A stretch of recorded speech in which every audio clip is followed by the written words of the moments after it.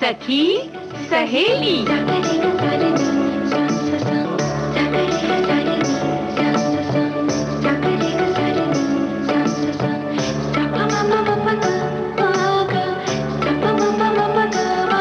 सखी सहेली।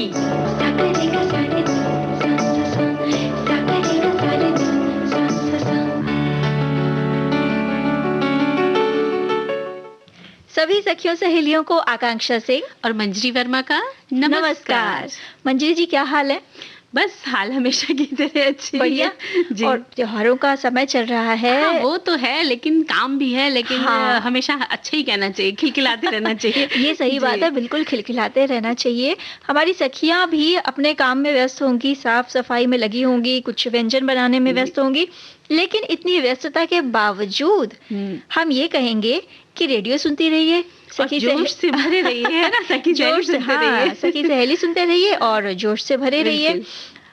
आज है 9 नवंबर जी, और आज है राष्ट्रीय कानूनी सेवा दिवस, जो हमारे देश में हर साल 9 नवंबर को मनाया जाता है।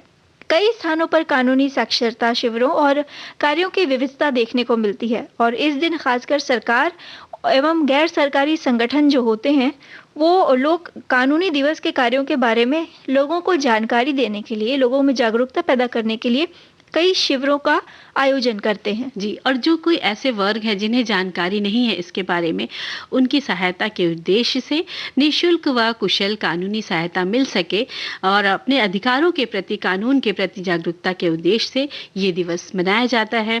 भारत सरकार के सर्वोच्च न्यायालय ने 1995 में ये सेवा प्रारंभ की थी। इस दिन पर देश भर के लोगों में समानता पूर्वक कानूनी सेवा प्रदान करने के लिए लोक अदालतों का आयोजन भी किया जाता है। इसके अलावा कई जगहों पर कानूनी साक्षरता के लिए कैंप तथा समारोहों का आयोजन किया जाता है, जिसका उद्देश्य ये होता है कि महिलाएं, दिव्यांग लोग और कुछ ऐसे वर्ग जिन कानूनी प्रक्रिया के बारे में जिन्हें उतनी जानकारी नहीं है या बिल्कुल जानकारी नहीं है और जो जानना चाहते हैं, सहायता जिनको सहायता की ज़रूरत है, तो ऐसे लोगों को निःशुल्क कानूनी सहायता प्रदान की जा सके। और प्रत्येक नागरिक का अधिकार भी है कि वो इन सभी बातों का लाभ उठाए और कानून की सेवाओं को जानना समझना चाहिए, क्योंकि इससे व्यक्ति की सुरक्षा होती है, समाज सुरक्षित रहता है। और जहाँ तक कानून की बात है तो हम सभी को इसके बारे में, हमारे जो अधिकार है उनके बारे में जानना बहुत ज़रूरी है और लोगों को बताना भी ज़रूरी है। बिल्कुल, ये तो कुछ ऐसी चीज़ें हैं, कुछ हम कह सकते हैं कि कुछ बेसिक चीज़ें रहती हैं जिनके बारे में आप जितना जानेंगे उतना आपका काम आसान होता चला जाएगा और आप दूसरों की सहायता भी कर सकते हैं। और इस समय हम एक चीज़ कर सकते हैं। क्या? आप बताइए। गीत सुन लेते हैं।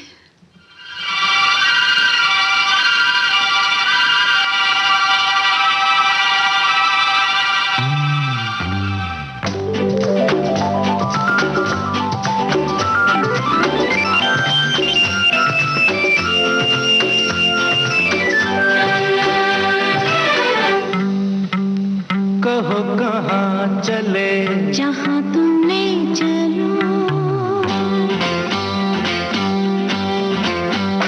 कहो कहाँ चले, जहाँ तुम ले चलो, फिर भी मंजिल कहाँ, जहाँ हमसे मिलो, कहो कहाँ चले, जहाँ तुम ले चलो, फिर भी मंजिल कहाँ, जहाँ हमसे मिलो, कहो कहाँ चले, जहाँ तुम ले चलो।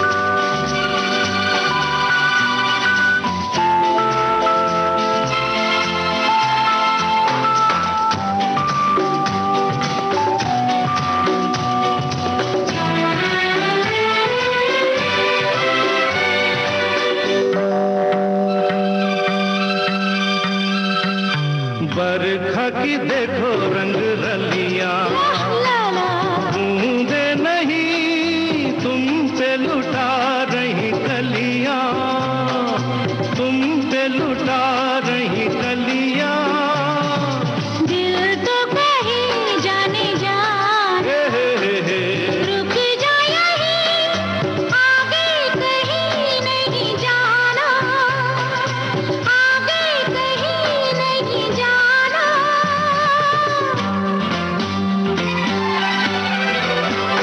यही दिल में बसो, यही दिल में खिलो, फिर भी मंजिल कहाँ, जहाँ हमसे मिलो, कहो कहाँ चले, जहाँ तुम ले चलो, फिर भी मंजिल कहाँ, जहाँ हमसे मिलो, कहो कहाँ चले, जहाँ तुम ले चलो, कहो कहाँ चले, जहाँ तुम ले चलो कहो कहाँ चले, जहाँ तुम ले चलो, कहो कहाँ चले। जहाँ तुम ले चलो कहो कहाँ चले। तो मंजरी जी बताइए, आज सखियों को हम कहाँ लेकर चलें, मतलब कहाँ लेकर चल रहे हैं, मतलब क्या क्या बातें करने वाले हैं हम? बिल्कुल, किस हम चीज़ समझ रहे हैं आपका इशारा, लेकिन हमारी सखियां जो हमारे साथ बनी रहेंगी तो उन्हें खुद ही पता चल जाएगा कि अच्छा, कहाँ लेके चल रही हैं तो हम आकांक्षा जी। सीक्रेट रखने वाले हैं, जी। अभी ना बताया जाए। जी बिल्कुल। ठीक है, चलिए। बुलंदे फिल्म का ये गीत था किशोर कुमार और आशा भोसले की युगल स्वरों में। और कुछ पंक्तियां मैं कहना चाहूंगी। सितारों से आगे जहां और भी है, अभी इश्क के इम्तिहान और भी है, तू शाही है परवाज है काम तेरा, तेरे सामने आसमां और भी है। जी क्या बात है, कितना अच्छा शेर आपने पढ़ा। और ये पंक्तियां लिखने वाले हैं कवि इकबाल। आपने और हमने सभी ने ये गीत तो जिसे हम तरानाए हिंद कहते हैं, सारे जहां से अच्छा हिंदोस्तां हमारा, हम बुलबुलें हैं इसकी ये गुलसितां हमारा। सभी के मन में, सभी के दिल में ये गीत गूंजा करता है और सहज ही जिज्ञासा होती है कि इतना मशहूर गीत किसने लिखा। बहुत से लोग जानते भी हैं और बहुत से नहीं भी जानते हैं, तो जो नहीं जानते उनको हम बता दें कि इस गीत के रचयिता हैं प्रसिद्ध कवि इकबाल जी, जिनका आज यानी 9 नवंबर को जन्म दिवस है। इनकी जो रचनाएं हैं उम्मीदों के साथ जिंदगी में हमेशा नए रास्तों का इजाद करती रही हैं। हर तरह से इकबाल जी अपने शब्दों से लोगों को बांधते चले गए। जी बिल्कुल, और इनका जन्म जो है आज के दिन है और सन 1887 सियालकोट पंजाब में हुआ था। प्रसिद्ध कवि इकबाल जी ने अधिकांश रचनाएं फारसी भाषा में लिखी और इन्हें अल्लामा इकबाल के नाम से भी जाना जाता है। एक कवि, दार्शनिक, शायर और राजनेता के रूप में आपने खूब ख्याति प्राप्त की। इसके अलावा ब्रिटिश भारत में एक बैरिस्टर और विद्वान के रूप में भी बहुत प्रसिद्ध हुए। आपने उर्दू और फारसी दोनों में साहित्य में बहुत सारा काम किया इन्होंने। उनकी पहली कविता की किताब the secrets of the self साल 1915 में फारसी भाषा में आई थी। उसके बाद और भी पुस्तकें प्रकाशित हुई। साल 1907 में वे डॉक्टरेट करने के लिए जर्मनी चले गए और लुडविग मैक्समिलियन यूनिवर्सिटी म्यूनिक से पीएचडी की डिग्री प्राप्त की उन्होंने। इस दौरान उन्होंने अपनी doctorate thesis the development of metaphysics in फारस प्रकाशित की। भारत लौटकर लाहौर के सरकारी कॉलेज में सहायक प्रोफेसर के पद पर उन्होंने काम किया, जो अविभाजित भारत का जो हिस्सा था तब। उन्होंने वकालत की प्रैक्टिस भी शुरू की। शिक्षा के प्रति उनका रुझान हमेशा सक्रिय रहा और उन्होंने बहुत सारे शेर, कविताएं, गज़ल लिखी हैं। तो कुछ पंक्तियां हैं इसमें कि खुद ही को कर बुलंद इतना कि हर तकदीर से पहले खुदा बंदे से खुद पूछे बता तेरी रज़ा क्या है। क्या बात है। तो वो इनके जन्म दिवस पर हम इन्हें याद करते हैं और शत नमन करते हैं जी। और आगे की कुछ चर्चा हम बाकी रखते हैं जी इस गीत के बाद। बिल्कुल। की तमन्ना है कि हीरा मुझे मिल जाए, चाहे मेरी जान जाए, चाहे मेरा दिल जाए। ओ पन्ना की तमन्ना है कि हीरा मुझे मिल जाए, चाहे मेरी जान जाए, चाहे मेरा दिल जाए।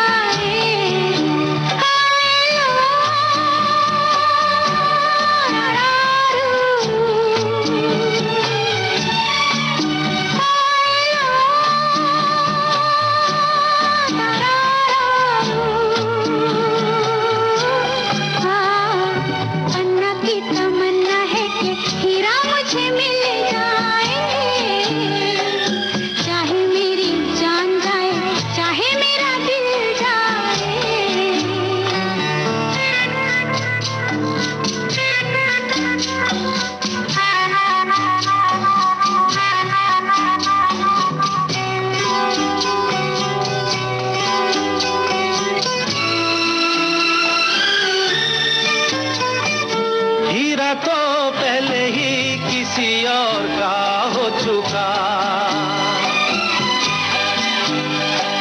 हीरा तो पहले ही किसी और का हो चुका, किसी की मद भरी आंखों में हो चुका, यादों की बस धूल बन चुका दिल का फूल। सीने पे मैं रख दूं जो हाथ फिर खिल जाए, चाहे मेरी जान जाए चाहे मेरा दिल जाए, हो पन्ना की तमन्ना है कि हीरा मुझे मिल जाए, चाहे मेरी जान जाए चाहे मेरा दिल जाए।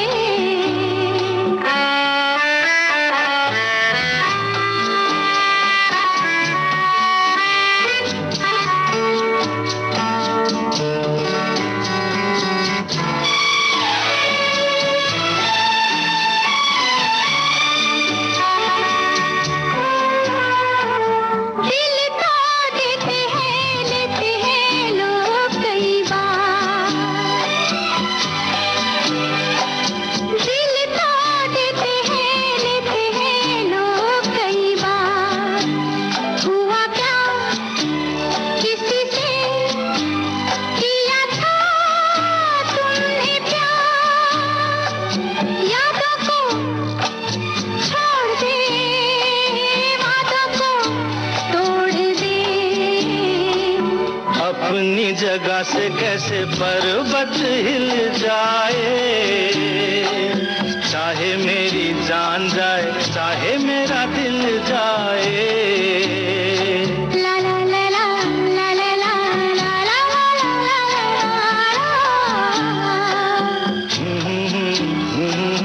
ला ला ला ला ला ला ला।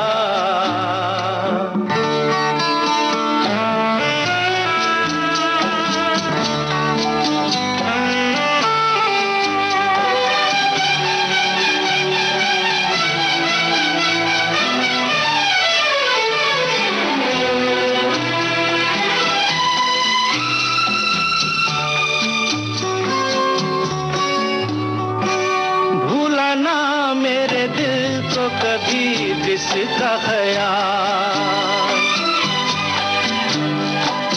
भूला ना मेरे दिल को कभी जिसका ख्याल, हो सके तो उसे मेरे दिल से तू निकाल।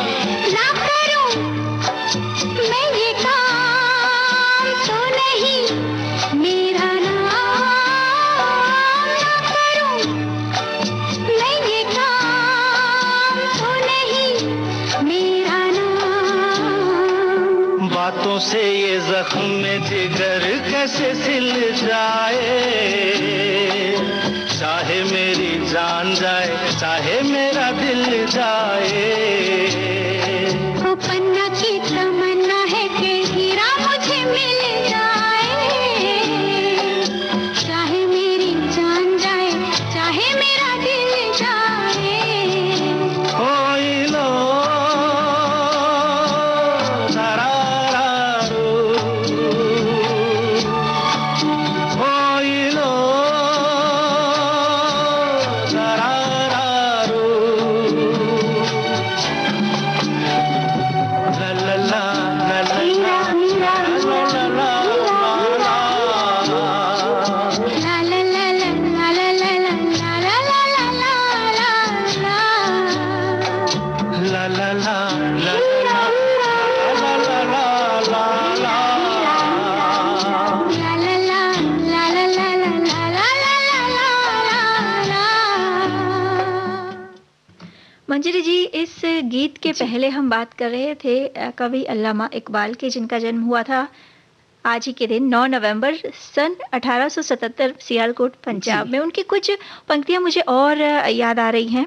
लब पे आती है दुआ बन के तमन्ना मेरी, जिंदगी शमम की सूरत हो खुदाया मेरी, दूर दुनिया का मेरे दम से अंधेरा हो जाए, हर जगह मेरे चमकने से उजाला हो जाए।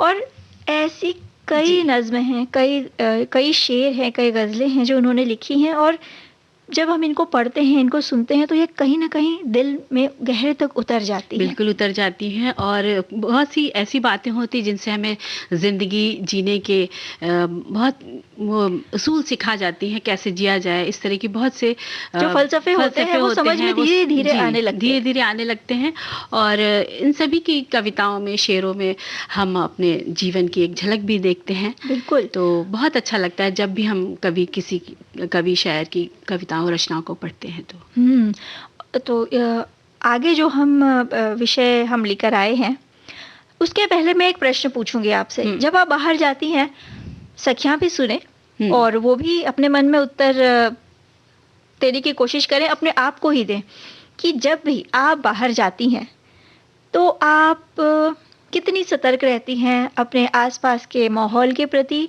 अपने सफ़र के प्रति, यानी जो जर्नी आप कर रही हैं उसमें आप कितनी सतर्क रहती हैं? सतर्क तो जहाँ तक है कि अपने हिसाब से तो रहते हैं, लेकिन कभी-कभी क्या होता है, कुछ बातें रह जाती हैं दिमाग में या हम नहीं ध्यान दे पाते हैं, तो हमें लगता है कि हमें और भी बातें, जितनी भी ज़्यादा बातें पता चले तो हम सतर्क रह सकते हैं और सुरक्षित भी रह सकते हैं। बिल्कुल सही बात है। ज़िंदगी में हमेशा सब कुछ पॉजिटिव ही हो, सब आपके हिसाब से ही हो, ऐसा तो है नहीं और ज़रूरी नहीं, है ना? ऐसे में हम सभी को सतर्क रहना बेहद ज़रूरी है। वही स्मार्टनेस कहलाएगी। बोल्डनेस का होना ज़रूरी है। सही बात के लिए हमेशा आप बोल्ड बने, मतलब अपनी बात सामने वाले तक आप पहुँचाएँ कि ऐसी भी परिस्थिति आए, हमें हिम्मत नहीं हारनी है, बल्कि उनका सामना करना है। इससे आपका जो सेल्फ कॉन्फिडेंस है वो भी बढ़ेगा। जी, और बोल्ड होने का मतलब आकांक्षा ये नहीं होता है कि हम किसी पर रौब जमाएं, है ना? वो तो बिल्कुल ही गलत है। बल्कि अपने हक के लिए अपनी बात को सामने वाले के सामने रखना होता है और हर मुसीबत में, बुरे समय में घबराना बिल्कुल भी नहीं चाहिए। अगर हम घबरा गए तो हमारी हिम्मत पहले ही टूट जाएगी। बल्कि सूझबूझ से काम लेना चाहिए, यानी कठिन समय में पैनिक हुए बिना विश्वास के साथ हमें हर समस्याओं का हल करना चाहिए। बिल्कुल। और पैनिक होकर तो किसी समस्या का, घबरा कर किसी समस्या का समाधान तो होगा नहीं, और ज़रूरी नहीं है कि जो बात आपके लिए गलत हो जी, वो जो दूसरा व्यक्ति है सामने वाला, उसके लिए भी गलत हो सकता है आपके लिए जो बात गलत है वो सामने वाले के लिए सही हो, क्योंकि सिक्के के दो पहलू होते हैं। जी।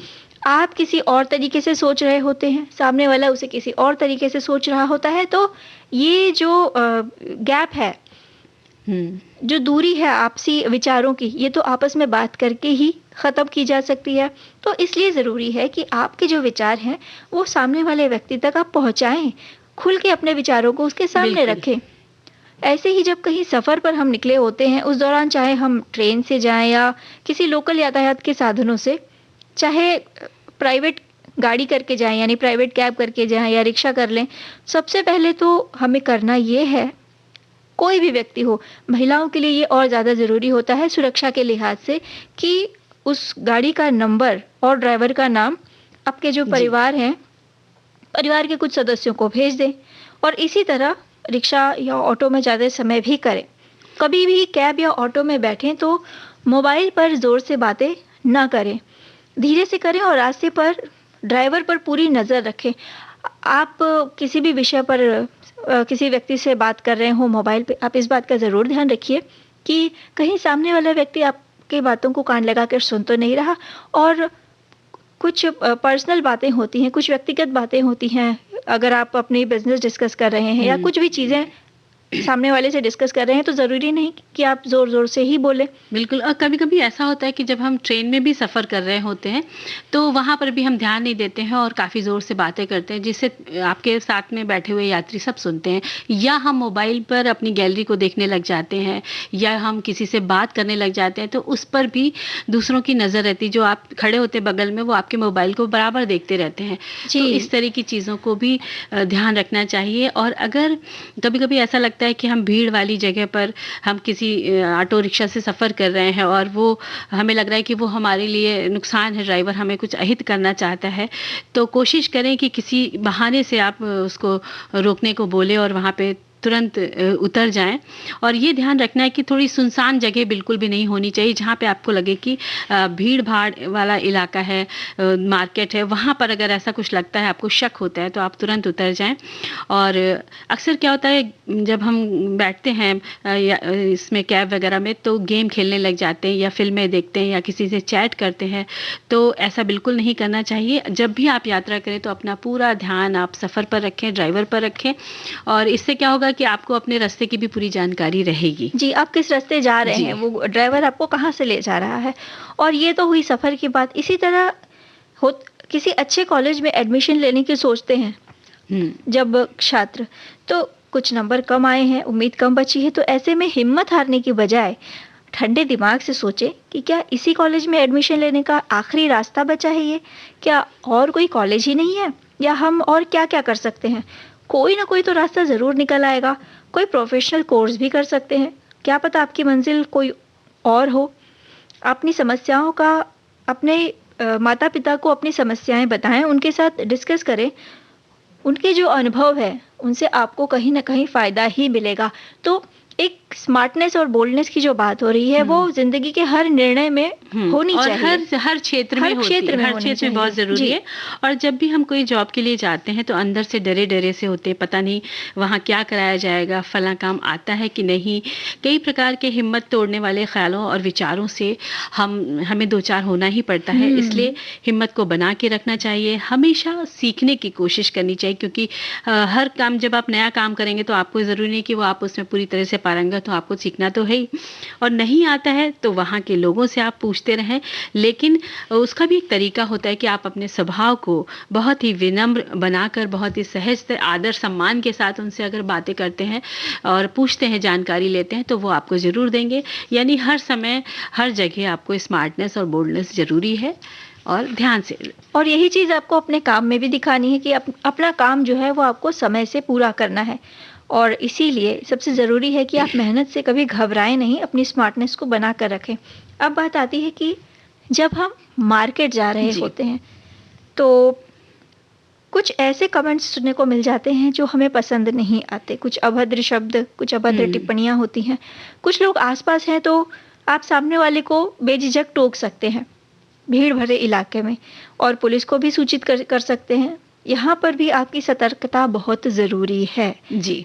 और जैसे मार्केट की बात करिए आकांक्षा, तो कई बार हमने देखा है कि बैग से कुछ अपना सामान निकाल के आपके कोई चीज़ खरीद रहे हैं, और क्या कहते हैं, आपने पैसे निकाल के दिए बैग से, और आपने ध्यान नहीं दिया, आपकी कोई चीज़ नीचे बैग से गिर गई है, तो आपकी वो चीज़ तो वहीं छूट जाएगी। तो कहने का मतलब है यहाँ पर भी आपको सतर्क रहना है, स्मार्ट रहना है, कि जब भी आप किसी को पैसे दे रहे हो तो आप ज़रूर नीचे एक बार देखें कि कोई चीज़ आपके बैग से गिरी तो नहीं है। अक्सर एक बार ऐसे ही केस हो गया था कि किसी की पेन ड्राइव गिर गई थी, तो उठा करके उसको बतानी पड़ी। तो इस तरह की बहुत सारी बातें हो जाती हैं। और कई बार होता है जब हम ऑटो में सफ़र कर रहे होते हैं और अपनी जगह पहुँचते हैं, उतरते हैं, तो हमें वहाँ पर भी क्या ध्यान रखना है कि अपनी बैक वाली सीट को हमें एक बार नज़र रखनी है कि वहाँ पर मेरा कुछ सामान छूटा तो नहीं। बिल्कुल, ये सही बात ये है। छोटी-छोटी सी जो हमने बातें करी ना आकांक्षा, उसका मतलब यही है कि हमें हमेशा ध्यान रखना है, सतर्क रहना है। चीज़ें काफ़ी छोटी-छोटी जी। होती हैं जिन्हें हम रोज़मर्रा की ज़िंदगी में नज़रअंदाज कर देते हैं कि हम अपने गंतव्य तक पहुँच गए, उतर के हम सीधे भागते हैं। ड्राइवर को पैसे दिए और निकल लिए। कभी-कभी हो सकता है हम कुछ सामान भूले हो, तो ये जो आपकी आदत है पीछे मुड़कर देखने की, ये आपका सामान खोने से बचाएगी। बिल्कुल। जब हर घर परिवार में या रिश्तों के बीच हम होते हैं, तो भी हमें वहाँ पे भी काफ़ी कुछ ध्यान रखना है कि कहीं मजाक में कुछ ज़्यादा तीखे शब्द तो हमने किसी को नहीं कह दिए, या कोई हमें तो नहीं कुछ कह रहा है। पहले तो खुद ही ध्यान रखें कि उतना ही घुले मिले जितने में आदर बना रहे। जहाँ आपको सही नहीं लगे, वहाँ सामने वाले को समझाकर थोड़ी उचित दूरी बना लें। और सुनी अनसुनी करने से अच्छा है पहली बार ही टोक दिया जाए। जी। तो आगे किसी की हिम्मत ही नहीं होगी आपसे कुछ और कहने की। तो कहने का मतलब यही है कि हमेशा कहीं भी जाएं, हमेशा अपना ध्यान रखें, सतर्क रहें, और इस तरह से क्या होगा कि आप कभी भी किसी भी संकट में नहीं पड़ेंगे। मतलब यही है कि इतना सीधे भी मत रहिए कि आपको हमेशा छला जाए, और आपकी बोल्डनेस, सतर्कता ही आपको हर जगह सुरक्षित रख सकेगी। तो अपनी ज़िंदगी के लम्हों को उचित दायरे में अपनी तरह से जीने की कोशिश कीजिए, खुश रहिए और दूसरों को खुश रहने के मायने सिखाते रहिए। और अब हमें सखियों को खुश करने के लिए एक गीत सुनवाना पड़ेगा।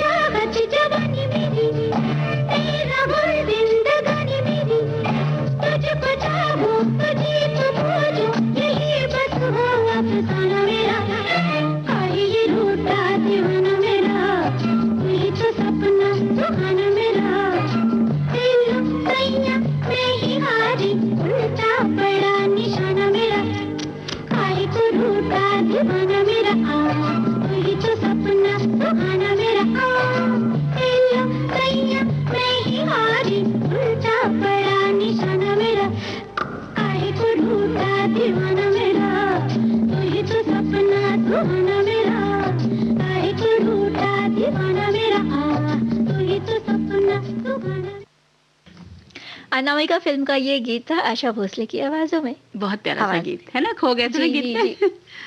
और शुरू में ही हमने कहा था कि दिवाली की तैयारियां चल रही है मंजरी। बिल्कुल चल रही हैं और कई जगह तो बहुत सारे काम आधे लगभग सबके निपट ही गए हैं और कुछ बाकी भी हैं। ये माहौल इस समय ऐसा है, मतलब ये साल ऐसा है कि हमें काफ़ी सावधानी भी बरतनी है। हमें त्योहार तो मनाने हैं लेकिन उसके साथ सावधानी भी ज़रूरी है। बिल्कुल। और एक ऐसा पर्व है जिसकी रोशनी से घर का कोना कोना चमक जाता है और वो चमकता है जब हम घर की पूरी सफाई करते हैं, पूरी तन्मयता के साथ करते हैं, तभी तो वो कोना चमकता है ना। और साल भर जिन चीज़ों पर हम नज़र नहीं डालते हैं वो किसी स्टोर के कोने की सफाई करते समय सामने आ जाती है और उसी समय हम उसको ये जज करने लगते हैं, अवलोकन करने लगते हैं कि इसका क्या काम है। देखा जाए तो बहुत सी ऐसी चीज़ें होती हैं जो टूटे फूटे जैसे कि कबाड़ इकट्ठे हो जाते हैं, तो हमें बाद में लगता है कि आखिर इसे रखा क्यों है ना, क्योंकि यही मौका है कि हम उन चीज़ों को हटा सकते हैं और जिनको रखना है आप रख सकते हैं ना। इसे कहते हैं मोह माया। जी सही बात कही आपने। और अक्सर होता ही ये है कि घर की जो महिला है जी वो अकेली कर भी क्या सकती है, जब वो चीज़ों को निकालने लगती है तो घर का कोई ना कोई सदस्य जो है वो आकर ये ज़रूर कहेगा कि अगर बच्चे हैं तो कहेंगे कि मम्मी ये मत फेंकिए, मम्मी वो खिलौने बच्चों के फेंकने लगते हैं, वो मत फेंकिए, रोकते हैं। या कोई बुजुर्ग है तो ये रहने दो, वो रहने दो, इसकी कभी हमें ज़रूरत पड़ सकती है। और ऐसी समस्या अक्सर देखी गई है। और कभी ज़रूरत पड़ेगी तो मिलेगी नहीं। ये एक ये एक ब्रह्म वाक्य है जो हमें हमेशा सुनने के लिए मिलता है। तो ऐसी सोच ही सामान का ढेर लगा देती है घर में। और कुछ ऐसा हाल होता है कि कपड़ों का थोड़े फिट नहीं आ रहे हैं हमें तो उसे रख दिया कि जब हम पतले होंगे तब पहनेंगे, या कुछ पुराने कपड़े हैं या कुछ ओल्ड फैशन के कपड़े हो गए, भले कपड़े अच्छी हालत में हैं लेकिन बस ओल्ड फैशन के हो गए तो हमने रख दिए, फिर नए खरीद लाए। तो इस तरह से अलमारी में कपड़ों की भीड़ जमा आजकल तो कर ली है। ज्यादा कपड़े कोई पहन भी नहीं पा रहा तो रखे हुए हैं, तो समस्या बहुत आती है इस तरह की। तो इस समस्या का समाधान यही है कि जो कपड़े आपने 6 महीने से ज़्यादा, मतलब पिछले 6 महीने से आपने उनकी तरफ देखा भी नहीं है, उन्हें आप अलमारी से उठाइए, धोइए, प्रेस करवाइए और जो ज़रूरतमंद है उन्हें दे दीजिए। आप उठा के ऐसे ही मुड़े तुड़े कपड़े दे देंगे तो वो भी सही नहीं लगता। अगर आपको देने ही है तो उन्हें अच्छे ढंग से दीजिए, धुल के, इस्त्री करके। और दिवाली का यही मौका अच्छा होता है आकांक्षा कि हम अपने कपड़ों को एक बार देख सकते हैं कि हमारे पास कितने कपड़े काम के हैं, कितने हम नहीं पहन पा रहे हैं, जिन्हें हम किसी और को दे सकते हैं, वो इस्तेमाल कर सकता है। तो ये समय बहुत अच्छा होता है कि बिल्कुल हम साल भर की जो सफाई करते हैं उसमें घर की काफ़ी चीज़ें ऐसी निकल आती हैं कि जिनकी तरफ हमने पिछले कई सालों से देखा भी नहीं होता। बिल्कुल। जब दिवाली की शुरुआत, दिवाली की तैयारियां शुरू भी हो चुकी हैं और सफाई सभी लोग करते ही हैं, तो ऐसे में क्या होता है कि अपना ख्याल रखना बहुत ज़रूरी हो जाता है, क्योंकि धूल गर्दा पेंट सभी का जो एक आतंक कहते हैं ना कि फैल सकता है, पूरे घर में फैल जाता है। और जिसके कारण क्या होता है कि हमारे बाल, हमारे हाथ पैर और जो मुंह की त्वचा है हमारी, वो प्रभावित हो जाती है, रूखापन उसमें आ जाता है। तो सफाई से पहले क्या करना चाहिए कि अपने बालों में ऑयल लगा लेना चाहिए, तेल मालिश कर लेनी चाहिए और सर पर कोई कपड़ा बांध लेना चाहिए। आप अपने फेस पर कोई क्रीम लगा लीजिए, कोल्ड क्रीम वगैरह हो आपके पास तो, या और उसके बाद आप अपने नेल पॉलिश आप लगा सकते हैं अपने हाथ पैरों के नाखूनों पर। अपने बालों को खुला बिल्कुल भी नहीं छोड़ना चाहिए।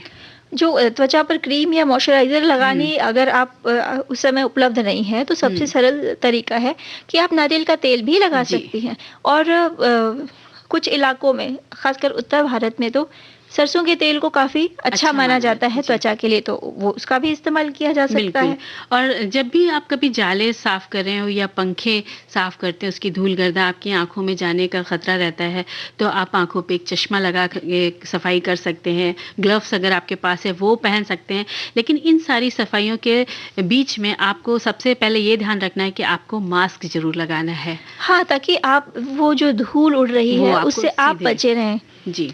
पेंट का काम चल रहा है या आप खुद ही कर रहे हैं तो भी आँखों को बचाने के लिए चश्मा ज़रूरी है। आप बिना नंबर का जो चश्मा आता है वो कुछ देर के लिए पहन सकते हैं। इसके साथ ही सारी सफाई एक ही दिन में ना करें। अक्सर महिलाओं की आदत होती है जी। या कई व्यक्तियों की आदत होती है कि एक ही साथ कई काम निकाल लेते हैं कि हमें अगर घर में 3 से 4 कमरे हैं तो सारे कमरों की सफाई हम एक ही दिन में करना चाहते हैं। तो ऐसा ना करें। इससे होगा क्या कि आपका शरीर जल्दी थक जाएगा। एक साथ अपने बॉडी को एक्सर्ट करने की बजाय योजना बना लें। जो भी आज ये करना है, कल ये करना है, 4 दिन में हमें इतने काम निपटाने हैं, इस तरह से। साथ ही जब इन सारे कामों के बीच एक सबसे महत्वपूर्ण चीज़ ये होती है कि हमारा भोजन। तो नाश्ते में या लंच में, दोपहर के खाने में आपको जो भी बनाना हो, वो एक दिन पहले ही आप तय कर लें। लंच की सब्जी रात तक के हिसाब से भी आप बनाकर रख सकती हैं ताकि रात का खाना बनाते समय सुविधा हो, आपका समय बचे। एकदम जो चीज़ें जल्दी बन जाए ऐसा भोजन बनाइए जिससे आपको ज़्यादा समय रसोई घर में नहीं देना पड़ेगा। घर के सभी सदस्यों को हाथ बटाने को ये कहें। बहुत जरूरी बात है ये ना? सबसे ज़रूरी बात है। आप सारा काम अकेले ही करने ना लगे। अपना कमरा, अलमारी खुद ही साफ करने को कहें उनसे।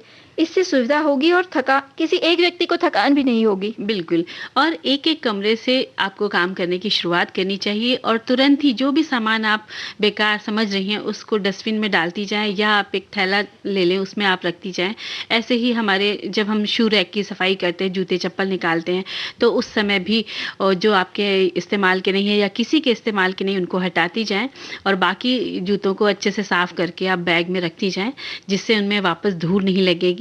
और अगर आपके पास कहीं ऐसा घर में ऐसी जगह जहाँ पर धूप आती है, आंगन है या किसी की बालकनी है, तो आप उन कपड़ों को धूप में भी डाल सकते हैं जिनमें नमी होगी। इस तरह आपके कपड़े भी थोड़े एक दिन के लिए धूप में डालेंगे तो वो अच्छे से हो जाएंगे।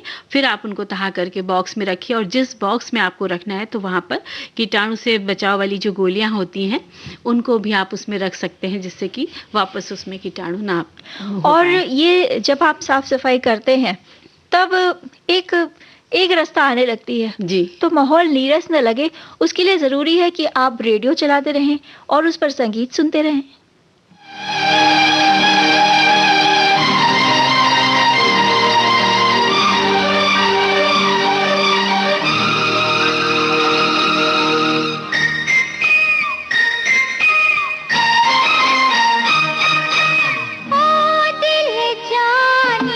बोल मेरी रानी, मैं तेरी क्या हूँ, तू है मेरा दिल।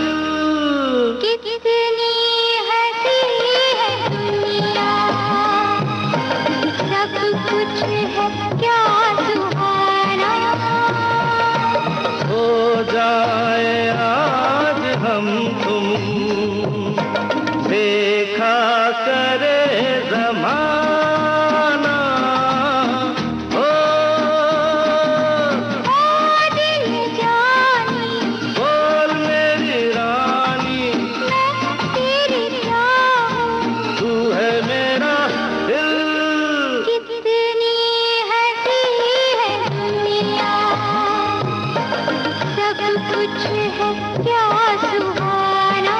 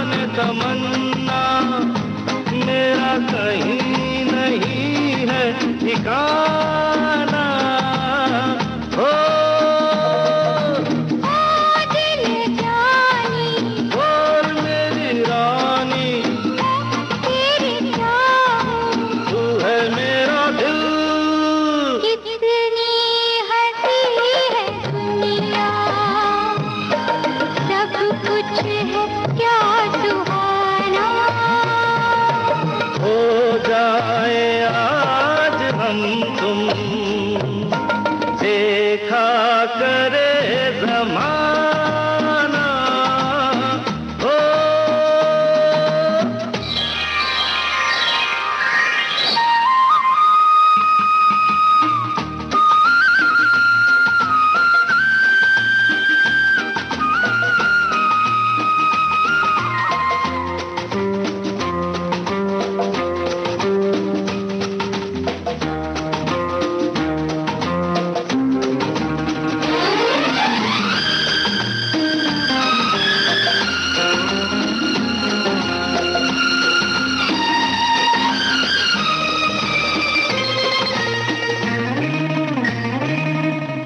गिरना जाओ देखो सजना, यूं ही मुझको थामे रखना, नीचे मुझे है रस्ते डरता है जिया, मुझको उठा ले अपनी बाहों में पिया। तेरा दीवाना तेरा मस्ताना, तेरा साथी है ओ जान जाना, फिर मंजिल से क्या घबराना ओ। दिल जानी ए बोल मेरी रानी, मैं तेरी क्या हूँ, तू है मेरा दिल। कितनी हंसी है दुनिया, सब कुछ है क्या सुहाना। हो जाए आज हम तुम, देखा करे ज़माना हो।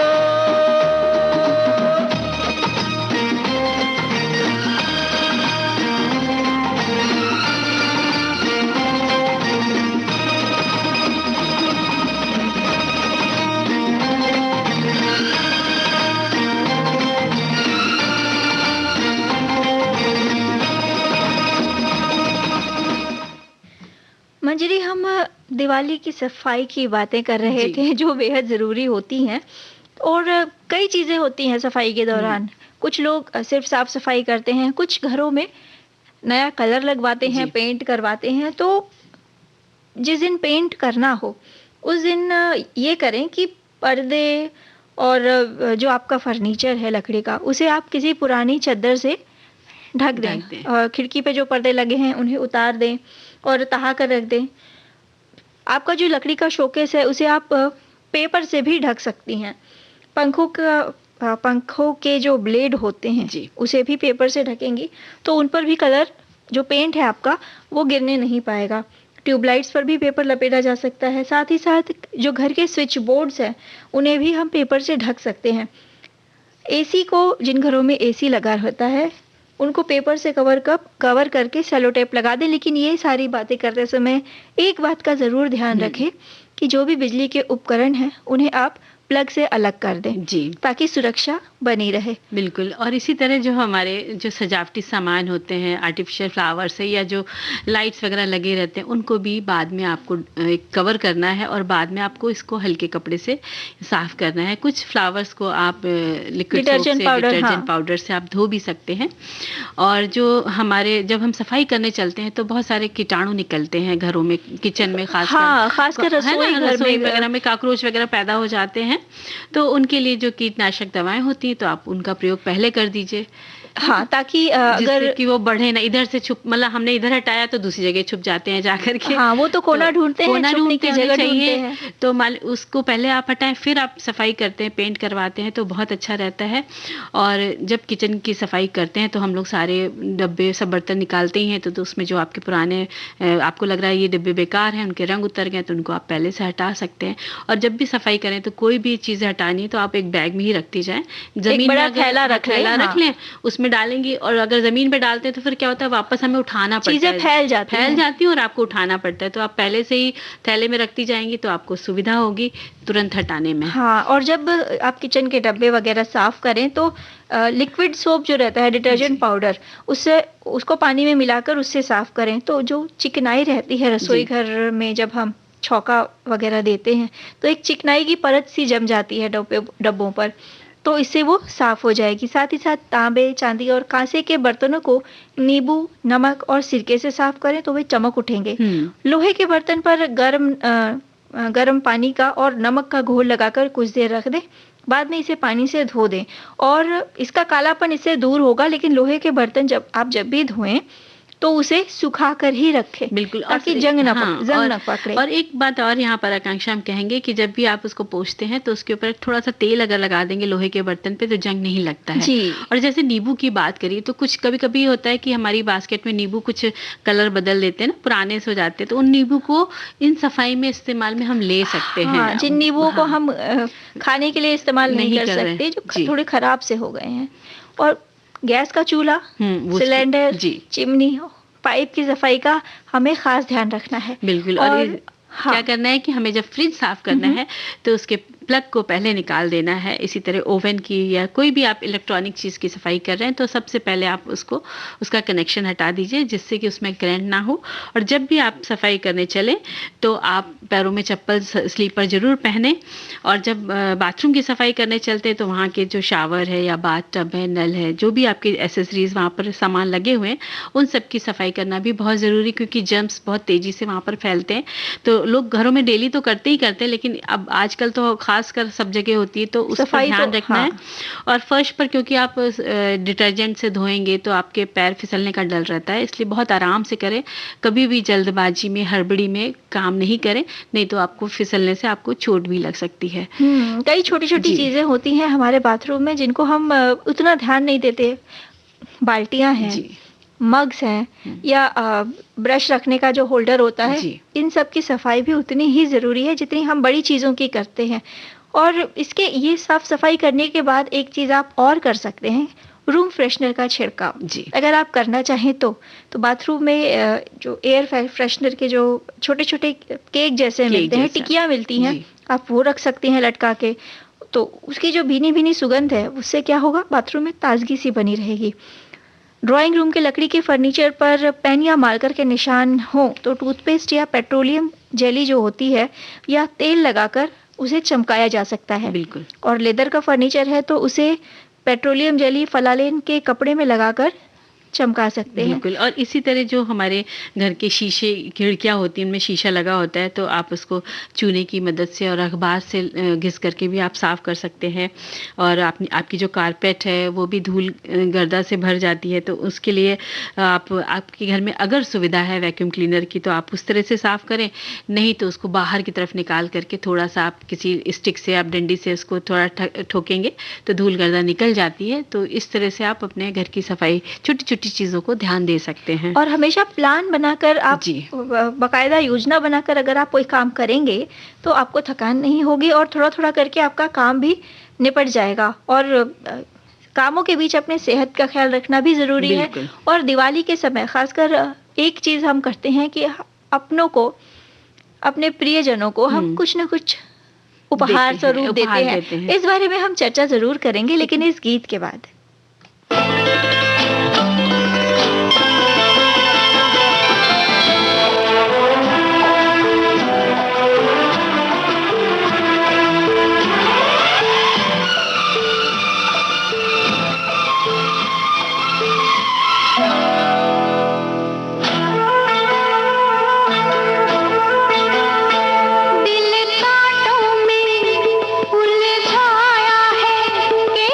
दुश्मन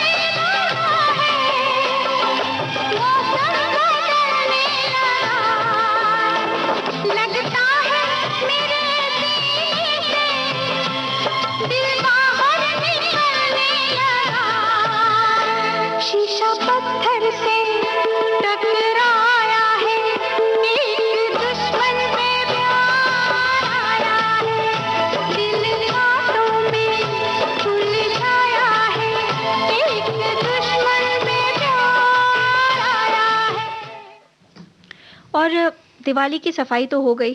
त्योहारों का जब समय होता है मंजरी, तो हम अपनों को, अपने प्रियजनों को, अपने मित्रगणों को कुछ ना कुछ उपहार स्वरूप जरूर देते हैं और देना चाहते हैं। और हमें लगता है इस समय हम लोग घर में हैं, अपने अपने घरों में, तो कुछ क्रिएटिविटी भी लोगों की बहुत हुई है। तो उसमें बहुत सारे आइडियाज सबके पास हैं।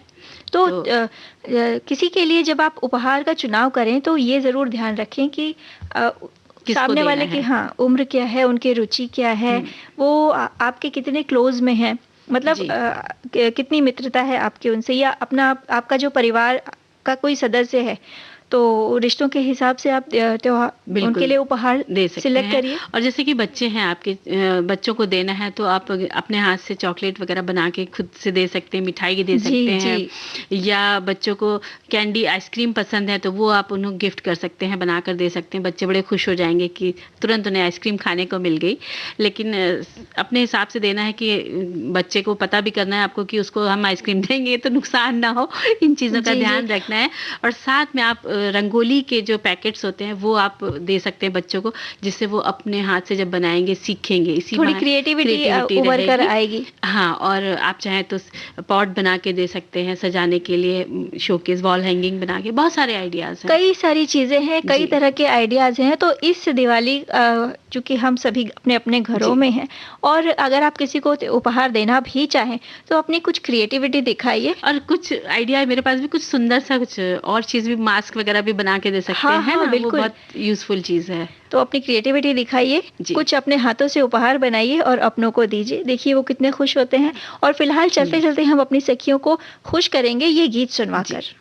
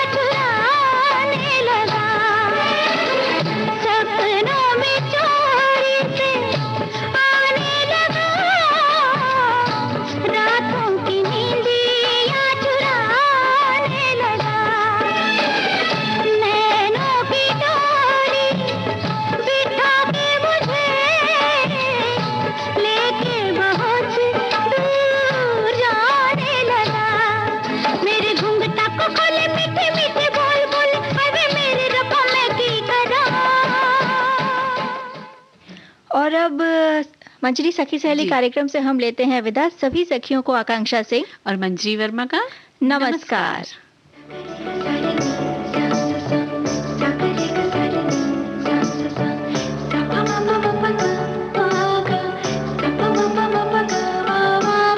सखी सहेली।